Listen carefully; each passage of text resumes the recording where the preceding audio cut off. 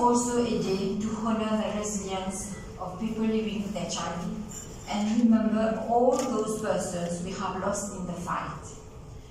This year's theme, Take the Right Path, is a call to action for each of us to prioritize human rights in our response to HIV and AIDS, to ensure equitable access to health care, to eliminate stigma and discrimination, which is our major barrier to access health services, and to empower all individuals living with HIV and affected by HIV to lead their lives within dignity and respect, free from fear of rejection by their close ones and the society.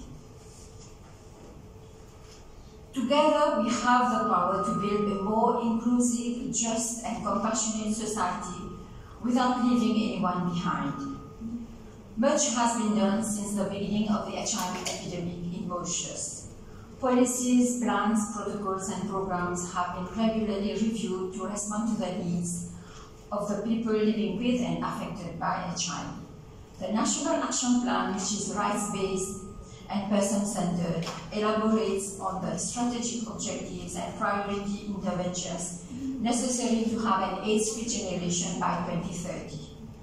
Thanks to the collaborative efforts of NGOs and the guidance of the Action Plan, we have expanded HIV testing, improved access to treatment and care, and reinforced community-based interventions.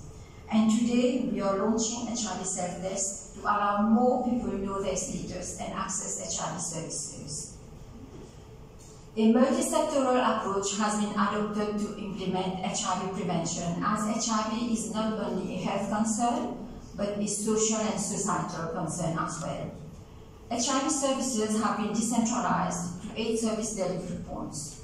One-stop shops have been established at Yves Contin Community Hospital and Hyder Community Clinic to reduce the number of loss to follow-up and improve patients' health outcomes. Today, lifelong antiretroviral therapy has changed HIV from a fatal disease to a chronic, manageable infection. Scientific advancements have transformed the landscape of HIV care and prevention. For those living with HIV, taking just 1 or 2 pills daily enables them to live longer, to lead healthier lives, and effectively prevents further HIV transmission. Together with NGOs, we have expanded HIV and hepatitis C treatment at community level, bringing care closer to those who need it most. This collaboration led to the creation of the Banyan Center, which has significantly increased retention in care and uptake of pre-exposure prophylaxis. This model of care demonstrates the power of community-based interventions, and we encourage other NGOs to replicate such centers across Mauritius. Moreover, 25 medical doctors have been empowered to provide integrated and quality HIV services at the AIDS unit, harm reduction unit, and the prison settings. While we have made remarkable strides in providing comprehensive HIV prevention measures, which include free condom programming, harm reduction services, HIV testing, treatment and care, pre- and post-exposure prophylaxis, there is still much to be done. To enhance our efforts in ending AIDS, we recognize the critical need for a robust national monitoring and evaluation system, enabling evidence-based decision-making and targeted interventions. A monitoring and evaluation framework is in pipeline. In addition, we need to renew the multi-sectoral engagement, calling on all stakeholders to play a more active role in the HIV response. Public-private partnership presents an invaluable opportunity to expand access to HIV medication within the private sector, thus improving the overall response to the epidemic. The development of a national communication plan for HIV is pivotal to improve communication and collaboration among all actors involved in our fight against HIV. By reinforcing our networks across all levels, we can enhance the collective impact of our actions. Equally important is fostering a conducive environment to eliminate stigma and discrimination towards people living with HIV and the key populations. An inclusive society with human rights at its center is essential. When everyone can live with respect and dignity, only then can we truly say we are on track to ending AIDS. This year's theme, Take the Right Path, calls all of us to action. Our achievements inspire us to strive harder, while our challenges remind us of the work that we have ahead. Let us move forward with renewed purpose, united in our mission to secure a brighter and healthier future for all. Thank you.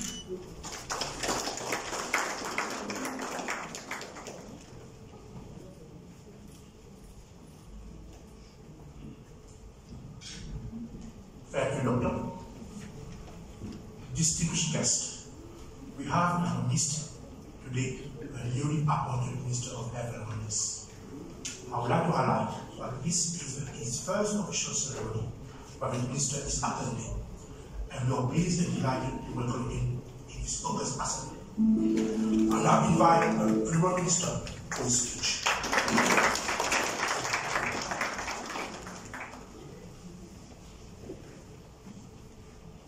The Senior Chief Executive, Acting Director General Health Services, RSDs, Regional Health Directors of the Ministry, officials of the Ministry, representatives of different NGOs and people living with HIV, all protocols observed. Good morning to all of you. It is truly an honor for me to join you in my first official function today as Minister of Health and Wellness to commemorate the World AIDS Day 2024. I'm sorry, I can't express myself so openly without having a look at what has been prepared, because I'm new in the field and I don't know ABCD about health matters. That will take me at least a few weeks more to get accustomed with the ways how things move on in the ministry. As you're all aware, the theme for World AIDS Day this year is Take the Right Path, My Health, My Right. Human rights remain a driving force behind the global HIV response.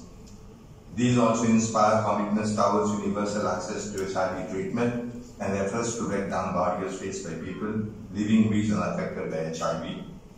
My heartfelt gratitude goes to every one of you, especially healthcare and non-healthcare providers, the various line ministries involved in HIV programs, development partners, civil society organizations, community leaders, and all individuals engaged in the fight against HIV/AIDS. Their commitment has saved many lives and brought light to countless people. The 2024 World AIDS Day theme deeply resonates with us all, reminding us that regardless of our background or circumstances, every person has the right to health and dignity. The theme, Take the Right Path, is a call to action, an appeal to the world to eliminate barriers that prevent people from accessing the care and support they need. Although there have been crucial gains in the realization of human rights in the global HIV response, violations yet to continue to undermine the national response and slow down the progress towards ending AIDS as a public health threat by 2030. In 2023, approximately 39.9 million people worldwide were living with HIV.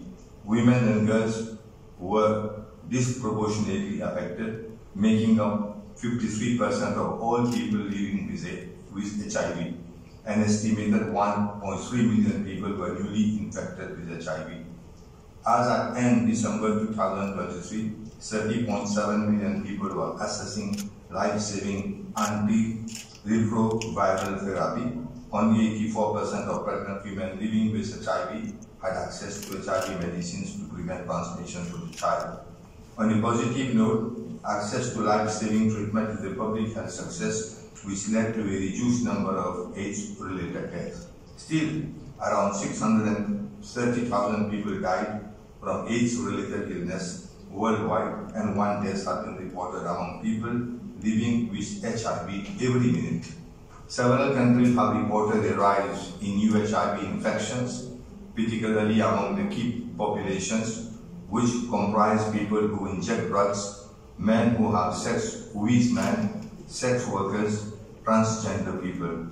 Globally, key populations and their sexual partners represent about 55% of the new HIV infections. The first HIV case was notified in 1987 in Mauritius.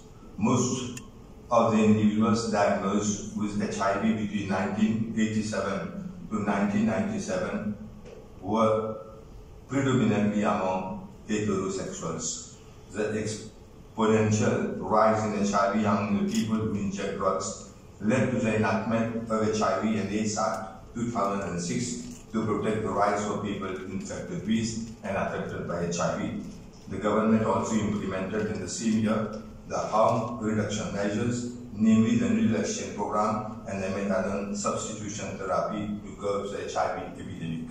The HIV and AIDS Act 2006 has been recently amended to include HIV self-testing, directly assisted HIV self-test, and inclusion of paraphernalia in the kit offered to the 3,000 clients enrolled in the needle exchange program, which is being implemented by the ministry and NGOs. The estimated number of people living with HIV in Mauritius is 12,455, with an HIV prevalence of 1.4% among those aged between 15 and 49. Injecting drug use still drives HIV epidemic, which is concentrated among the key populations.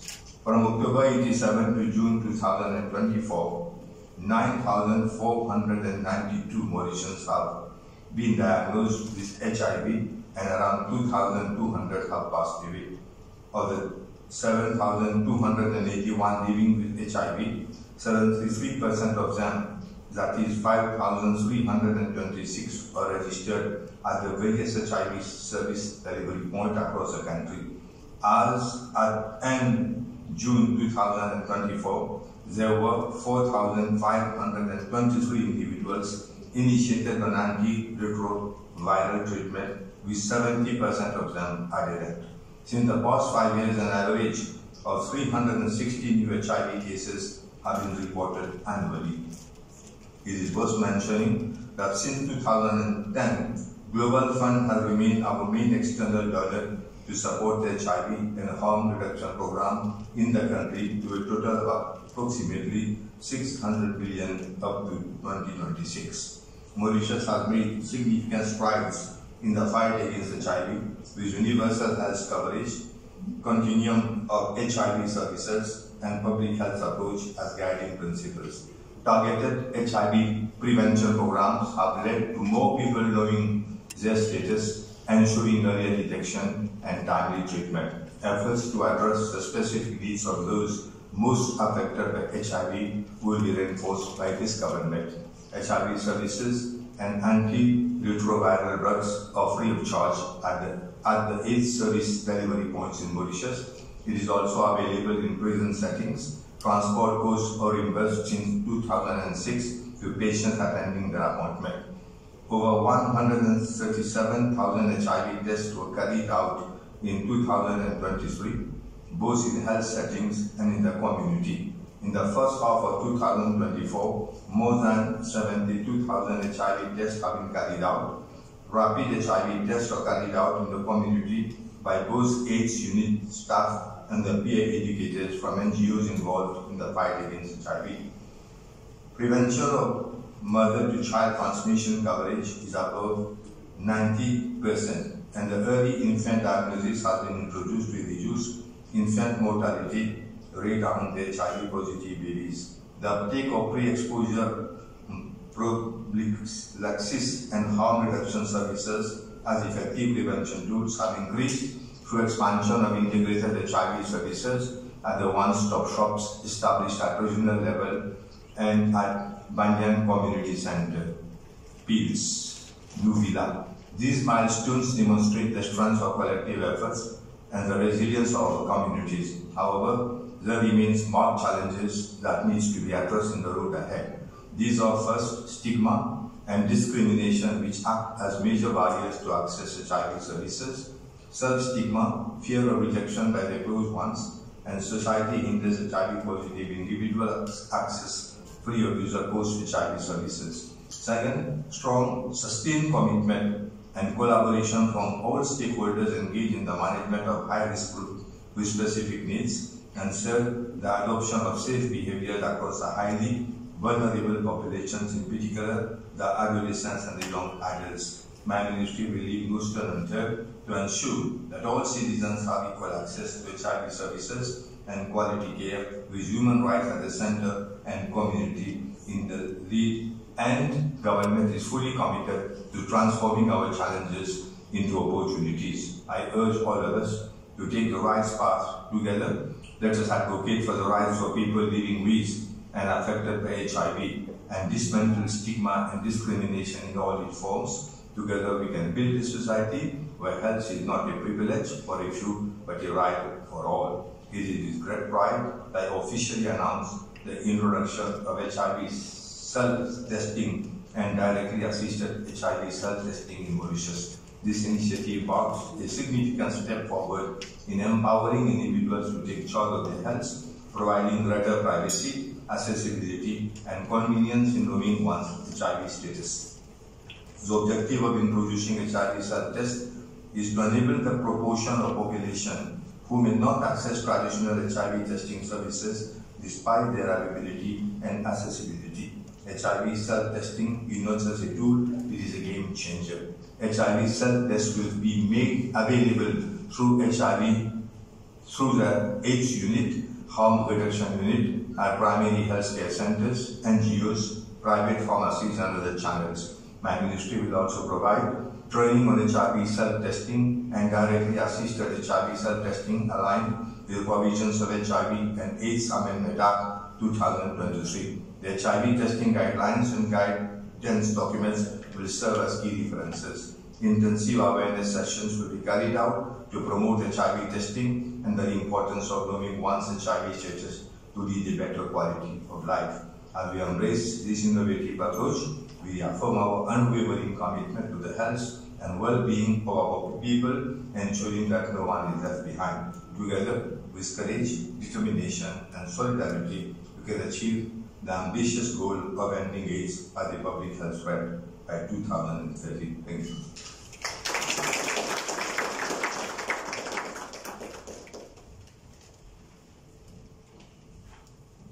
Thank you, Honourable Minister. I will now proceed with the launching of the self-kit test and HIV testing guidelines and guidelines.